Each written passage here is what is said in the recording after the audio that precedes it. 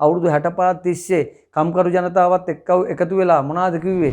දැන් මේ කට්ටියත් කරේ වැඩ කරන ජනතාව හිර කරලා වැඩ කරන ජනතාවගෙන් වැඩගත් එක තමයි. මුන් රවට්ටලා ඡන්දය අරගෙන අද දවස තුල මුන් මොකද්ද ප්‍රකාශ කරන්නේ? වැඩ කරන ජනතාව තමන්ගේ අයිතිවාසිකම් වෙනුවෙන් සටන් කරොත් සිරගත කරනවා කියලා. ඒතර නලින් හේවගේ දන්නේ නැද්ද රජයක් කියන්නේ සුබ සාධන පවත්තන ආයතනයක් කියලා. රෂියන් කොමියුනිස්ට් වාදය දන්නවද දන්නෙත් නැහැ. සම්පකාර ක්‍රමයක් දන්නවද දන්නෙත් නැහැ.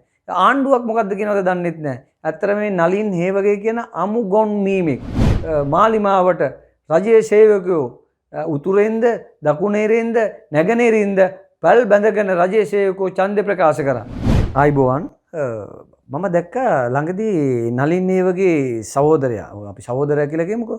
ඔව් නලින් හේවගේ සහෝදරයා කියනවා මේ කම්කරු ජනතාව උද්ඝෝෂණය කරොත් බන්ධනාගාරගත කරනවා කියලා නලින් හේවගේ සහෝදරයා කියනවා. ඒතර අපි දන්නවා ධනේශ්වර ප්‍රජාතන්ත්‍රවාදයේ තුල පවා තදින්ම නීතිගත කර තියෙන නීතියක් වැඩ කරන ජනතාවගේ සිය වෘත්තීය අයිතිවාසිකම් වෙනුවෙන් සටන් කිරීමට පුළුවන් කියලා. ඒ කියන්නේ ධනේශ්වර ප්‍රජාතන්ත්‍රවාදයේ තුලත් වැඩ කරන ජනතාවට සිය අයිතිවාසිකම් වෙනුවෙන් වෘත්තීය සටන් කරන්න පුළුවන් කියලා නීතිගත කරලා තියෙන නීතියක්. එතකොට මේ සමාජවාදී රාජ්‍යයක් තුල නලින් හේවගේලා වැඩ අවුරුදු 65 තිස්සේ මේ ජනතාවට කිව්වේ මේ අමු ගොන් මීම කිව්වේ මොනවාද? අවුරුදු 65 තිස්සේ කම්කරු ජනතාවත් එක්ක එකතු වෙලා මොනවාද කිව්වේ? අපි කම්කරුවයි තින් දිනා දෙන්න තමයි අපි වැඩ කරන්නේ. මං හිතන්නේ මේ නලින් හේවගේ කියන ගොන් මීම සමාජවාදය කියන එක දන්නවද දන්නෙත් නැහැ. ඒතර චීන කොමියුනිස්ට් වාදය දන්නවද දන්නෙත් නැහැ. රෂියන් කොමියුනිස්ට් වාදය දන්නවද දන්නෙත් නැහැ. සම්පකාර ක්‍රමයක් දන්නවද දන්නෙත් නැහැ. ආණ්ඩුවක් මොකද්ද කියනවද දන්නෙත් නැහැ. ඇත්තට මේ නලින් හේවගේ කියන අමු ගොන් මීමෙක් දැන් මුන් බලයට ආවට පස්සේ මුන් බලයට ගෙනාවේ කවුද කියලා දන්නේ නැහැ. මේ රටේ කම්කරු ජනතාව තමයි මුන්ව බලයට ගෙනාවේ. හැම මොන්න ප්‍රශ්නයාවත් වැඩ බිමට ගිහිල්ලා වැඩ බිමේ ඉන්න කම්කරු එකතු කරගෙන මුන් උද්ඝෝෂණය කරා. ගොවි බිමට ගියොත් ගොවියෝ ටික එකතු වෙලා මුන් උද්ඝෝෂණය කරා. ඒතකොට මේ කම්කරු වැඩ කරන මිනිස්සු එකතු කරගෙන මුන් උද්ඝෝෂණය කරලා ඒවා මුන් රජයක් බවට පත් වුණාට පස්සේ මුන් අද කියනවා කම්කරු ජනතාව වෘත්තීය අයිතිවාසිකම් වෙනුවෙන් සටන් කරොත් බන්ධනාගාරගත කරනවා. එතකොට මේකද මුන් මේ අවුරුදු 65 තිස්සේ මේ කම්කරු ජනතාව අවභාවිතා කරලා මුන් අද කරන්න යන්නේ මේ කම්කරු ජනතාව බන්ධනාගාරගත කරන එකද කියලා අපිට ජනතාව විදියට ප්‍රශ්න කරන්න වෙනවා අපිට. එතකොට දැන් මේ නලින් හේවගේලා මේ ලෑස්ති වෙන්නේ පොල් පොට්ලා, ස්ටාලින්ලා, කිම් ජෝන්ලා, එහෙම නැත්නම් රුසියාවේ ලෙනින්ලා, එතකොට මාවෝ සේතුන්ලා දැන් මේ කට්ටියත් කරේ වැඩ කරන ජනතාව හිර කරලා වැඩ කරන ජනතාවගෙන් වැඩගත් එක තමයි. අදටත් මේ සමාජවාදී රාජ්‍යයන් තුල වෙන්නේ ඒක තමයි වෙන්නේ. මං හිතන්නේ මේ සමාජවාදී රාජ්‍යවල බිඳ වැටෙන්න පළවෙනි හේතුව තමයි කම්කරුවෝ හිර කරලා මේ කම්කරුවන්ට තමන්ගේ අයිතිවාසිකම් වෙනුවෙන් සටන් කරන්න දෙන්නේ නැතුව මේ වැඩබිම තුල හිර කරලා මුන් වැඩ ගන්න එක තමයි මේ සමාජවාදී රාජ්‍යයත් තුල වෙන්නේ. ධනවාදී රාජ්‍යයක් ගන්න බන්නේ ධනවාදී රාජ්‍යය තුල කම්කරුවන්ට දෙන නිදහස. මම කියවලා තියෙනවා ඇමරිකාවේ කම්කරුවෙක් පැයක් වැඩ කරොත් විනාඩි 10ක් යාට නිදහසේ ඉන්න පුළුවන් කියලා නීතිගත කරලා තියෙනවා. හැබැයි ඒක මේ සමාජවාදී රාජ්‍යයක් තුල ඒක ස්ථාපිත වෙන්නේ නැහැ.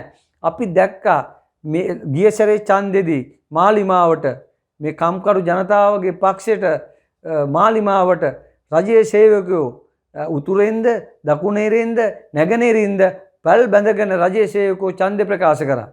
ඒතොර මේ ඡන්ද ප්‍රකාශ කරේ මුන් රවට්ටලා ඡන්දය අරගෙන අද දවස තුල මුන් මොකද්ද ප්‍රකාශ කරන්නේ?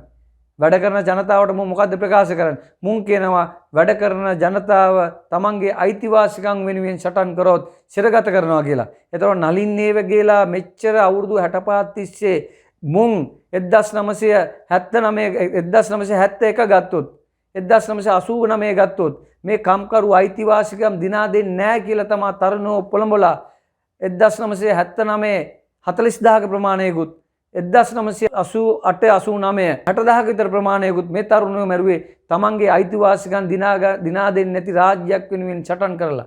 ඒතකොට එහෙම තමන්ගේ අයිතිවාසිකම් දිනා ගන්න තමන්ගේ කම්කරු අයිතිවාසිකම් දිනා ගන්න සටන් කරපු මේ ජනතාව වෙනුවෙන් මේ ජනතාව පාවා දීමක් නෙවෙයිද මේ නලින් හේවගේ කරන්නේ. අද ඒ බලය ගත්තට පස්සේ නලින් හේවගේලට මේ කම්කරුව අමතක වීම මං හිතන්නේ දෛවෝපගත සිදුවීමක් කියලා තමයි මම කියන්නේ. අනිත් කාරණාව තමයි මේ රජයක් කියන්නේ මොකද්ද කියලා මේ නලින් හේවගේ දන්නේ නැහැ.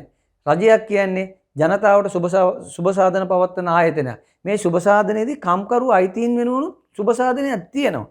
ඒතර නලින් හේවගේ දන්නේ නැද්ද රජයක් කියන්නේ සුබ සාධන පවත්වන ආයතනයක් කියලා. ඒ සුබ සාධන පවත්වන ආයතනයේ සෞඛ්‍යද, මහාමාර්ගද, අධ්‍යාපනයද මේවට වගේම මේ කම්කරු වෙනුවෙනුත් කම්කරු ප්‍රඥාප්තියක් තියෙනවා. ඒතර මේ කම්කරු ප්‍රඥාප්තිය ක්‍රියාත්මක නොකරනවා නම් තමයි රටේ වැඩ කරන ජනතාව තමන්ගේ අයිතිවාසිකම් රජයෙන් දිනා ගැනීම සඳහා පාරට එන්නේ. සටන් කරන්නේ, උද්ඝෝෂණ කරන්නේ. ඒතර මේ නලින් හේවගේ දන්නේද ආණ්ඩුවක් කියන්නේ මොකද්ද කියලා? ආණ්ඩුවක් සුබ සාධන පවත්වන්න ඕනේ. ඒතර මේ සුබ සාධන පවත්වනවා කියන්නේ මේ අනිශ්චිතයන්ට විතරක් නෙවෙයි. මේ කම්කරු ජනතාවටත් සුබ සාධන පවත්වන්න ඕනේ. ඒතර මේ නලින් හේවගේට අමතකයි 80ක් 90ක් ජනතාව මැරිලා.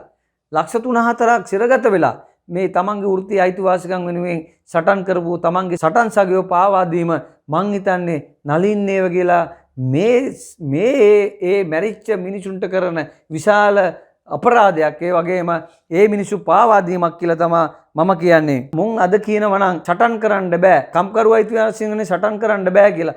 මුන් 1971 1988 මොවුන්ගේ මේ සමාජවාදී රාජ්‍යයක් තිබුණා නම් එදා මේ සටන් කරපු තරුණයෝ ලක්ෂයක් නෙමෙයි බැලෙන්නේ, අනිවාර්යයෙන්ම ලක්ෂ 5ක් විතර ඝාතනය කරනවා.